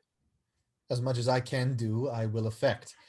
But you, Sir Thurio, are not sharp enough. You must lay lime to tangle her desires by wailful sonnets, whose composed rhymes should be full fraught with serviceable vows. Aye, much is the force of heaven-bred poesy. Say that upon the altar of her beauty you sacrifice your tears, your sighs, your heart. Write till your ink be dry, and with your tears moist it again, and frame some feeling line that may discover such integrity. For Orpheus's lute was strung with poet's sinews, whose golden touch could soften steel and stones, make tigers tames, and huge leviathans forsake unsounded deeps to dance on sands. After your dire lamenting elegies, visit by night your lady's chamber window with some sweet consort. To their instruments tune a deploring dump. The night's dead silence will well become such sweet complaining grievance. This or else nothing will inherit her. This discipline shows thou hast been in love. And thy advice this night I'll put in practice. Therefore, sweet Proteus, my direction giver, let us into the city presently to sort some gentlemen well skilled in music. I have a sonnet that will serve the turn to give the onset to thy good advice. About it, gentlemen. We'll wait upon your grace till after supper, and afterward determine our proceedings. Even now about it. I will pardon you. Exeunt. Act 4, Scene 1, the frontiers of Mantua, a forest. Enter certain outlaws. Fellows, stand fast. I see a passenger. If there be 10, shrink not, but down with them. Enter Valentine and Speed. Stand, sir, and throw us that you have about ye. If not, we'll make you sit and rifle you. Sir, we are undone. These are the villains that all the travelers do fear so much. My friends. That's not so. We are your enemies. Peace. We'll hear him. Aye, by my beard will we, for he's a proper man. Then know that I have little wealth to lose. A man I am crossed with adversity. My riches are these poor habituaments, of which, if you should here disfurnish me, you take the sum and substance that I have. Whither travel you? To Verona. Whence came you? From Milan. Have you long sojourned there? Some 16 months, and longer might have stayed if crooked fortune had not thwarted me. What? Were you banished thence? I was. For what offense? For that which now torments me to rehearse. I killed a man, whose death I much repent, but yet I slew him manfully in fight, without false vantage or base treachery. Why, never repented then, if it were done so, but were you banished for so small a fault? I was, and held me glad of such a doom. Have you the tongues? My youthful travel therein made me happy, or else I often had been miserable. By the bare scalp of Robin Hood's bat, friar, this fellow were a king for our wild faction. We'll have him. Sirs, a word. Master, be one of them. It's an honorable kind of thievery. Peace, villain. Tell us this. Have you anything to take to? Nothing but my fortune. Know then, that some of us are gentlemen, such as the fury of ungoverned youth thrust from the company of awful men. Myself was from Verona banished, for practicing to steal away a lady, an heir and near allied unto the Duke.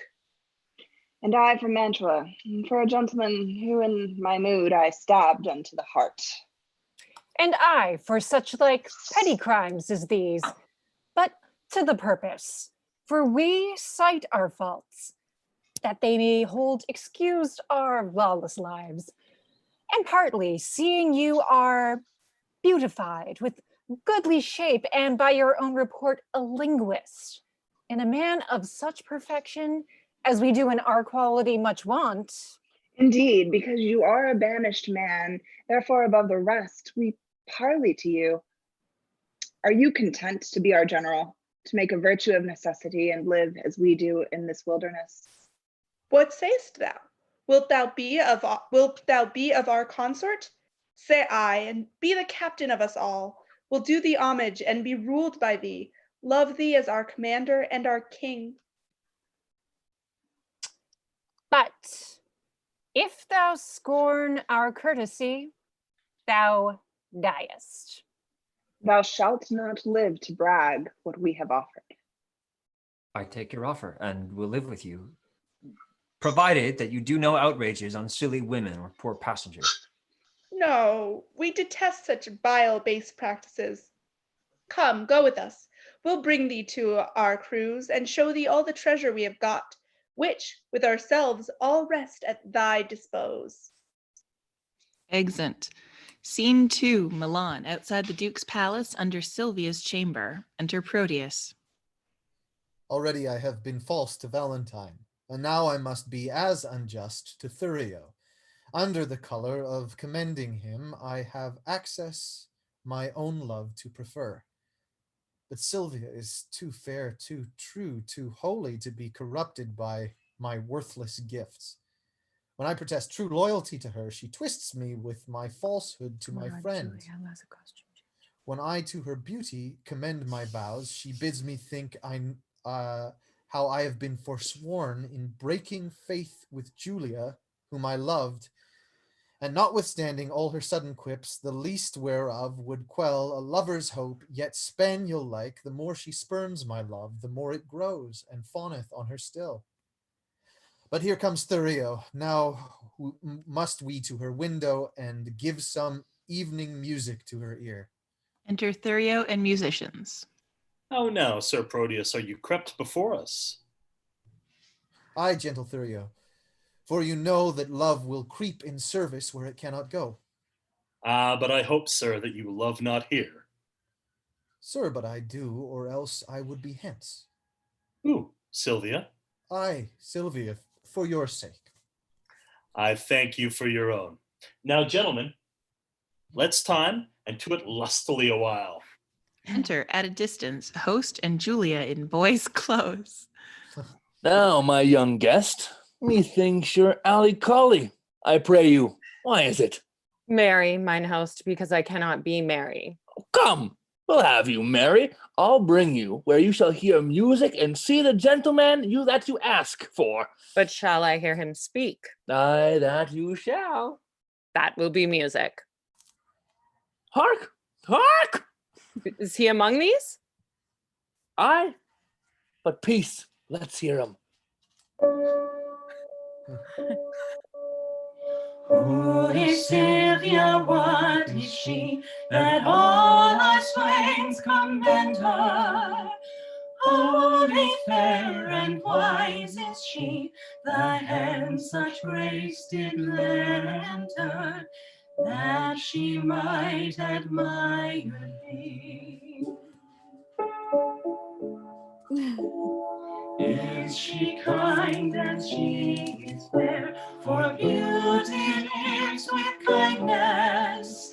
Love doth to her eyes repair, to help him of his blindness, and being held in habits there. Then to Sylvia let us sing, that Sylvia is the same. She excels each mortal thing upon the dullest dwelling. To her let us garlands bring. Yes, wait, how now? Are you sadder than you were before? How do you, man? The music likes you not? You mistake, the musician likes me not. Why, my pretty youth? He plays false, father. How, out of tune on the strings? Not so, but yet so false that he grieves my very heartstrings. Oh, you have a quick ear. Aye, I would I were deaf. It makes me have a slow heart. I perceive you delight not in music. Not a whit, when it jars so. Hark! What fine change is in the music? Aye, that change is the spite. You would have them always play but one thing? I would always have one play but one thing. But host, doth this Sir Proteus that we talk on often resort unto this gentlewoman? I tell you what, Launce, his man, told me he loved her out of all nick. Where is Launce? Gone to seek his dog, which tomorrow by his master's command he must carry for a present to his lady. Peace, stand aside, the company parts. Sir Thurio, fear you not, I will so plead that you shall say my cunning drift excels. Where meet we? At St. Gregory's Well. Farewell. Exit Turio and musicians, enter Sylvia above. Madam, good even to your ladyship.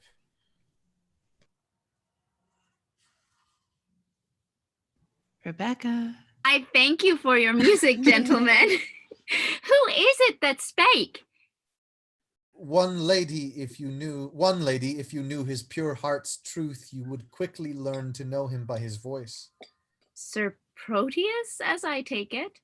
Sir Proteus, gentle lady, and your servant. What's your will? That I may compass yours. You have your wish. My will is even this, that presently you hie you home to bed. Thou subtile, perjured, false, disloyal man, thinkest thou I am so shallow, so conceitless to be seduced by thy flattery that hast deceived so many with thy vows? Return, and make thy love amends. For me, by this pale queen of night, I swear, I am so far from granting thy request that I despise thee for thy wrongful suit, and by intend to chide myself for even this time I spend in talking to thee. I grant, sweet love, that I did love a lady, but she is dead. 'Twere false, if I should speak it, for I am sure she is not buried. Say that she be, yet Valentine, thy friend, survives, to whom thyself art witness, I am betrothed. And art thou not ashamed to wrong him with thy importunacy? I likewise hear that Valentine is dead. And so suppose am I, for in his grave assure thyself, my love is buried. Sweet lady, let me rake it from the earth. Go to thy lady's grave and call hers thence, or at the least in her sepulture thine. He heard not that. Madam, if your heart be so obdurate, vouchsafe me yet your picture for my love. The picture that is hanging in your chamber, to that I'll speak, to that I'll sigh and weep, for since the substance of your perfect self is else devoted, I am but a shadow, and to your shadow I will make true love. If 'twere substance, you would sure deceive it, and make it but a shadow, as I am. I am very loath to be your idol, sir. But since your falsehood shall become you well to worship shadows and adore false shapes, send to me in the morning, and I'll send it. And so good rest. And wretches have o'ernights that wait for execution in the morn. Exeunt Proteus and Sylvia severally. Host, will you go? By my halidom, I was fast asleep. Pray you, where lies Sir Proteus? Mary, at my house. Trust me, I think 'tis almost a day. Not so, but it hath been the longest night that e'er I watched, and the most heaviest. Exeunt. Scene 3, the same. Enter Eglamour. This is the hour that Madame Sylvia entreated me. Oh, sorry. Martha and I are having scrolling problems. This is the hour that Madame Sylvia entreated me to call and know her mind. There's some great matter she'd employ me in. Madam. Enter Sylvia above. Who calls? Your servant and your friend, one that attends your ladyship's command. Sir Eglamour, 1,000 times good morrow. As many, worthy lady, to yourself. According to your ladyship's impose, I am thus early come to know what service it is your pleasure to command me in. Oh, Eglamour, thou art a gentleman. Think not I flatter, for I swear I do not. Valiant, wise, remorseful, well accomplished, thou art not ignorant what dear goodwill I bear unto the banished Valentine, nor how my father would enforce me marry vain Thurio, whom my very soul abhors. Thou thyself hast loved, and I have heard thee say no grief did ever come so near thy heart as when thy lady and thy true love died, upon whose grave thou vowedst pure chastity. Sir Eglamour, I would to Valentine, to Mantua, where I hear he makes abode, and for the ways are dangerous to pass, I do desire thy worthy company, upon whose faith and honor I repose. Urge not my father's anger, Eglamour, but think upon my grief, a lady's grief, and on the justice of my flying hence, to keep me from a most unholy match, which heaven and fortune still rewards with plagues. I do desire thee, even from a heart as full of sorrows as the sea of sands, to bear me company and go with me. If not, to hide what I have said to thee, that I may venture to depart alone. Madam, I pity much your grievances, which since I know they virtuously are placed, I give consent to go along with you, recking as little what betideth me as much I wish all good befortune you. When will you go? This evening coming. Where shall I meet you? At Friar Patrick's cell, where I intend holy confession. I will not fail your ladyship. Good morrow, gentle lady. Good morrow, kind Sir Eglamour. Exeunt severally. Scene 4, the same. Enter Launce with his dog. When a man's servant shall play the cur with him, look you, it goes hard. One that I brought up of a puppy, one that I saved from drowning when 3 or 4 of his blind brothers and sisters went to it. I have taught him, even as one would say precisely, thus I would teach a dog. I was sent to deliver him as a present to Mistress Sylvia from my master, and came I no sooner into the dining chamber, but he steps me to her trencher and steals her capon's leg. Oh, 'tis a foul thing when a cur cannot keep himself in all companies. I would have, as one should say, one that takes upon him to be a dog indeed, to be, as it were, a dog at all things. If I had not more wit than he, to take a fault upon me that he did, I think verily he had been hanged for it. Sure as I live, he had suffered for it. You shall judge. He thrusts me himself into the company of 3 or 4 other gentleman-like dogs under the Duke's table. He had not been there, bless the mark, a pissing while, but all the chamber smelt him. Out with the dog, says one. What cur is that? Says another. Whip him out, says the third. Hang him up, says the Duke. I, having been acquainted with the smell before, knew it was crab, and goes me to the fellow that whips dogs. Friend, quoth I, you mean to whip the dog? Aye, marry, I do, quoth he. Oh, you do him the more wrong, quoth I. 'Twas I did the thing you wot of.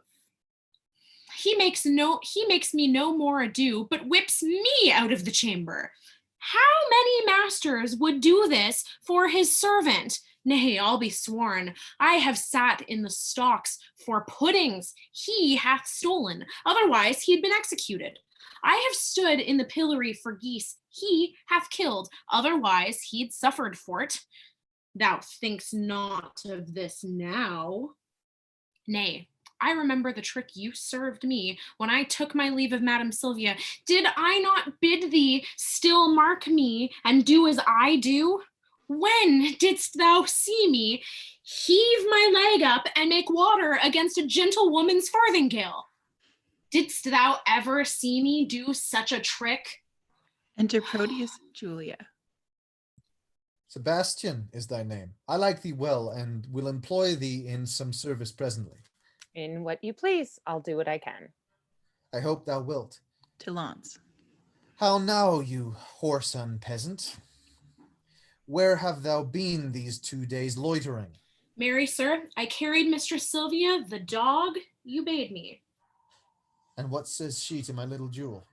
Mary, she says your dog was a cur, and she tells you currish thanks is good enough for such a present. But she received my dog. No, indeed, she did not. Here, I have brought him back again. What did thou offer her this from me? Aye, sir, the other squirrel was stolen from me by the hangman boys in the marketplace. And then I offered her mine own, who is a dog as big as 10 of yours, and therefore the gift the greater. Go, get thee hence, and find my dog again, or ne'er return again into my sight. Away, I say. Stayest thou to vex me here? Exit Lance. A slave that still an end turns me to shame. Sebastian, I have entertained thee partly that I have need of such a youth, that can with some discretion do my business, for 'tis no trusting to yond foolish lout, but chiefly for thy face and thy behavior, which, if my augury deceive me not, witness good bringing up fortune and truth. Therefore know thou that for this I entertain thee. Go presently and take this ring with thee, deliver it to Madame Sylvia. She loved me well, deliver it to me. It seemed you loved not her to leave her token. She is dead, belike? Not so, I think she lives. Alas. Why dost thou cry alas? I cannot choose but pity her. Wherefore shouldst thou pity her? Because methinks that you loved as well as you do love your lady Sylvia. She dreams of him that has forgot her love. You dote on her that cares not for your love. 'Tis pity love should be so contrary, and thinking of it makes me cry, alas! Well, give her the ring, and therewithal this letter, that's her chamber. Tell my lady I claim the promise for her heavenly picture. Your message done, hie home unto my chamber, where thou shalt find me sad and solitary. Exit. How many women would do such a message? Alas, poor Proteus, thou hast entertained a fox to be the shepherd of thy lambs.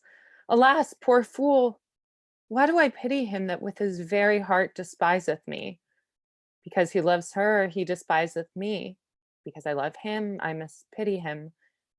This ring I gave him when he parted from me, to bind him, to remember my goodwill, and now am I, unhappy messenger, to plead for that which I would not obtain, to carry that for which I would have refused, to praise his faith, which I would have dispraised. I am my master's true confirmed love, but cannot be true servant to my master unless I prove false traitor to myself. Yet will I woo for him, but yet so coldly, as heaven knows it, I would not have him speed. Enter Sylvia, attended. Gentlewoman, good day. I pray you be my mean to bring me where to speak with Madam Sylvia. What would you with her, if that I be she? If you be she, I do entreat your patient to hear me speak the message I am sent on. From whom? From my master, Sir Proteus, madam. Oh, he sends you for a picture? Aye, madam. Ursula, bring my picture there. Go give your master this. Tell him from me, one Julia that his changing thoughts forget would better fit his chamber than this shadow. Madam, please, you peruse this letter. Pardon me, madam, I have unadvised. Deliver you a paper that I should not. This is the letter to your ladyship. I pray thee, let me look on that again. It may not be good. It may not be, good madam, pardon me. There, hold. I will not look upon your master's lines. I know they are stuffed with protestations and full of new-found oaths, which he will break as easily as I do tear his paper. Madam, he sends your ladyship this ring. The more shame for him that he sends it me, for I have heard him say 1,000 times his Julia gave it him at his departure. Though his false finger have profaned the ring, mine shall not do his Julia so much wrong. She thanks you. What sayest thou? I thank you, madam, that you tender her. Poor gentlewoman, my master wrongs her much. Dost thou know her? Almost as well as I do know myself. To think upon her woes, I do protest that I have wept 100 several times. Belike she thinks that Proteus has forsook her. I think she doth, and that's her cause of sorrow. Is she not passing fair? She hath been fairer, madam, than she is. When she did think my master loved her well, she, in my judgment, was as fair as you. But since she did neglect her looking glass and threw her sun-expelling mask away, the air hath starved the roses in her cheeks and pinched the lily tincture of her face, that now she become as black as I. How tall was she? About my stature. For at Pentecost, when all our pageants of delight were played, our youth got me to play the woman's part, and I was trimmed in Madame Julia's gown, which served in me as fit by all men's judgments, as if the garment had been made for me. Therefore I know she is about my height. And at that time I made her weep a good, for I did play a lamentable part, madam. Madam, 'twas Ariadne, passioning for Theseus's perjury and unjust flight, which I so lively acted with my tears that my poor mistress, moved therewithal, wept bitterly. And would I might be dead if I in thought felt not her very sorrow. She is beholding to thee, gentle youth. Alas, poor lady, desolate and left, I weep myself to think upon thy words. Here, youth, there is my purse. I give thee this for thy sweet mistress' sake, because thou lovest her. Farewell. Exit Sylvia with attendants. And she shall thank ye for it, if e'er you know her. A virtuous gentlewoman, mild and beautiful. I hope my master's suit will be but cold, since she respects my mistress's love so much. Alas, how love can trifle with itself. Here's her picture. Let me see. Here's her picture. Let me see. I think if I had such attire, this face of mine were full as lovely as is this of hers. And yet, the painter flattered her a little, unless I flatter with myself too much. Her hair is auburn, mine is perfect yellow, Would that be all the difference in his love? I'll get me such a colored periwig. Her eyes are gray as glass, and so are mine. But her forehead's low, and mine's as high. What should it be that he respects in her, but I can make respective in myself? Oh, if this fond love were not a blinded god. Come, shadow, come and take this shadow up, for 'tis thy rival. Oh, thy senseless form. Thou shalt be worshipped, kissed, loved, and adored. And were there any sense in his idolatry, my substance should be statue in thy stead. I'll use thee kindly for thy mistress's sake, that used me so, or else, by Jove, I vow that I should have scratched out your unseeing eyes to make my master out of love with thee. Exit. Act 5, Scene 1, Milan and Abbey. Enter Eglamour. The sun begins to gild the western sky, and now it is about the very hour that Sylvia at Friar Patrick's cell should meet me. She will not fail, for lovers break not hours, unless it be to come before their time. So much they spur their expedition. See, where she comes. Enter Sylvia. Lady, a happy evening. Amen, amen. Go on, good Eglamour. Out at the postern by the abbey wall, I fear I am attended by some spies. Fear not, the forest is not 3 leagues off. If we recover that, we are sure enough. Exit. Scene 2, the same, the Duke's palace. Enter Thurio, Proteus, and Julia. Sir Proteus, what says Sylvia to my suit? Oh, sir, I find her milder than she was, and yet she takes exceptions at your person. What, that my bleg is too long? No, that it is too little. I'll wear a boot to make it somewhat rounder. But love will not be spurred to what it loathes. What says she to my face? She says it is a fair one. Nay then, the wanton lies, my face is black. But pearls are fair, and the old saying is, black men are pearls in beauteous ladies' eyes. 'Tis true, such pearls as put out ladies' eyes, for I had rather wink than look on them. How likes she my discourse? Ill when you talk of war. But well when I discourse of love and peace? But better indeed when you hold your peace. What says she to my valor? Oh, sir, she makes no doubt of that. She needs not when she knows that cowardice. What says she to my birth? That you are well derived. True, from gentleman to a fool. Considers she my possessions? Oh, aye, and pities them. Wherefore? That such an ass should owe them. That they are out by lease. Here comes the Duke. Enter Duke. How now, Sir Proteus? How now, Thurio? Which of you saw Sir Eglamour of late? Not I. Nor I. Saw you my daughter? Neither. Why then, she's fled unto the pleasant Valentine, and Eglamour is in her company. 'Tis true, for Friar Lawrence met them both as he in penance wandered through the forest. Him he knew well, and guessed that it was she, but being masked, he was not sure of it. Besides, she did intend confession at Patrick's cell this even, and there she was not. These likelihoods confirm her flight from hence. Therefore, I pray you, stand not to discourse, but mount you presently and meet with me upon the rising of the mountain foot that leads towards Mantua, whither they fled. Dispatch, sweet gentlemen, and follow me. Exit. Why, this it is to be a peevish girl, that flies her fortune when it follows her. I'll after, more to be revenged on Eglamour than for the love of reckless Sylvia.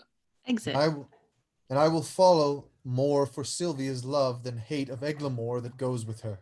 Exit. And I will follow, more to cross that love than hate for Sylvia that is gone for love. Exit. Scene 3, the frontiers of Mantua, the forest. Enter outlaws with Sylvia. Come, come. Be patient. We must bring you to our captain. 1,000 more mischances than this one have learned me how to brook this patiently. Bring her away. Where is the gentleman that was with her? Being nimble-footed, he hath outrun us, but Moises and Valerius follow him. Go thou with her to the west end of the wood. There is our captain. We'll follow him that's fled. The thicket is beset. He cannot escape. Come, I must bring you to our captain's cave. Fear not, he bears an honorable mind and will not use a woman lawlessly. Oh, Valentine, this I endure for thee. Excellent. Scene 4, another part of the forest. Enter Valentine. How use doth breed habit in a man? This shadowy desert, unfrequented woods, I better brook than flourishing peopled towns.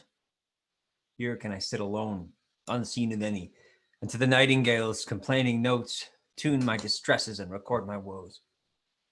O thou that dost inhabit in my breast, leave not the mansion so long tenantless, lest growing ruinous the building fall and leave no memory of what it was. Repair me with thy presence, Sylvia, thou gentle nymph. Cherish thy forlorn swain. What hallowing and what stir is this today? These are my mates that make their wills their law, have some unhappy passenger in chase. They love me well, yet I have much to do to keep them from uncivil outrages. Withdraw thee, Valentine. Who's this comes here? Enter Proteus, Sylvia, and Julia. Madam, this service I have done for you, though you respect not aught your servant doth, to hazard life and rescue you from him that would have forced your honor and your love. Vouchsafe me for my meed but one fair look, a smaller boon than this I cannot beg, and less than this I am sure you cannot give. How like a dream is this I see and hear. Love, lend me patience to forbear a while. Oh, miserable, unhappy that I am. Unhappy were you, madam, ere I came, but my coming I have made you happy. By your approach thou makest me most unhappy. And me when he approacheth to your presence. Had I been seized by a hungry lion, I would have been a breakfast to the beast rather than have false Proteus rescue me. Oh, heaven be the judge, how I love Valentine, whose life's as tender to me as my soul. And full as much, for more there cannot be, I do detest false, perjured Proteus. Therefore be gone, solicit me no more. What dangerous action stood it next to death would I not undergo for one calm look? Oh, 'tis love, it is the curse in love and still approved when women cannot love where they're beloved. When Proteus cannot love where he's beloved. Read over Julia's heart, thy first best love, for whose dear sake thou didst then rend thy faith into 1,000 oaths, and all those oaths descended into perjury to love me? Thou hast no faith left now, unless thou hadst two, and that's far worse than none. Better have none than plural faith, which is too much by one. Thou counterfeit to thy true friend. In love, who respects friend? All men but Proteus! Nay, if the gentle spirit of moving words can no way change you to a milder form, I'll woo you like a soldier at arm's end, and love you gainst the nature of love, force ye. Oh, heaven! I'll force ye yield to my desire. Ruffian, let go that rude uncivil touch, thou friend of an ill fashion. Valentine. Thou common friend, that's without faith or love, for such is a friend now, treacherous man. Thou hast beguiled my hopes, not but mine eye could have persuaded me. Now I dare not say I have one friend alive, thou wouldst disprove me. Who should be trusted when one's own right hand is perjured to the bosom? Proteus, I'm sorry I must never trust thee more, but count the world a stranger for thy sake. The private wound is deepest. Oh, time most accursed, mongst all foes that a friend should be the worst. My shame and guilt confounds me. Forgive me, Valentine, if hearty sorrow be a sufficient ransom for offense, I'll tender it here. I do as truly suffer as ere I did commit. Then I am paid. And once again I do receive thee honest. Who by repentance is not satisfied is nor of heaven nor earth, for these are pleased. by penitence the Eternal's wrath appeased, and that my love may appear plain and free. All that was mine in Sylvia I give thee. Oh, me unhappy. Swoons. Look to the boy. What? Boy, what? Wag, how now? What's the matter? Look up. Speak. Oh, good sir. My master charged me to deliver a ring, damn it, to Madame Sylvia, which out of my neglect was never done. Where is that ring, boy? Here, 'tis. This is it. How? Let me see. Why, this is the ring I gave to Julia. Oh, cry you mercy, sir. I have mistook. This is the ring you sent to Sylvia. But how camest thou by this ring? At my depart, I gave this unto Julia. And Julia herself did give it me, and Julia herself hath brought it hither. How? Julia? Behold her, they gave aim to all thy oaths, and entertained him deeply in her heart. How oft hast thou with perjury cleft the root? O Proteus, let this habit make thee blush. Be thou ashamed that I have took upon me such an immodest raiment, if shame shall live in a disguise of love. It is the lesser blot modesty finds women to change their shapes than men their minds.